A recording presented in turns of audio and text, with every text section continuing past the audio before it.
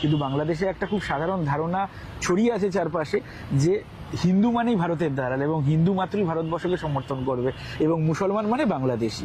এটা একটা খুব ভুল তথ্য শুধু নয়। ভারতের কি পদক্ষেপ নেওয়া উচিত এই চিন্ময় কৃষ্ণ দাস বা একের পর এক যেভাবে হিন্দুরা অত্যাচারিত হচ্ছে বাংলাদেশে?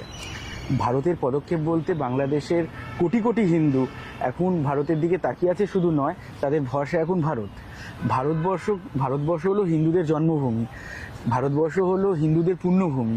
পৃথিবীর যে কোনো প্রান্তে যে কোনো জায়গায় যদি কোনো হিন্দু অত্যাচারিত হয় এবং কোনো হিন্দুর গায়ে সামান্যতম আঁচড় লাগে তাহলে ভারতের পদক্ষেপ নেওয়া উচিত। কারণ বিশ্বের যে কোনো জায়গায় হিন্দুর অসম্মান মানে ভারতের অসম্মান, বিশ্বের যে কোনো জায়গায় হিন্দুর ওপর অত্যাচার, একটা হিন্দুর রক্তপাত মানে ভারতের ওপর অত্যাচার, ভারতবর্ষে ভারত মায়ের গা থেকে ক্ষত করে রক্তপাত। বাংলাদেশে বর্তমানে যে পরিস্থিতি চলছে সেটা অসহনীয়। এই অবস্থায় দাঁড়িয়ে ভারতবর্ষ কখনো চুপ করে থাকতে পারে না। হিন্দুদের জন্মভূমি বা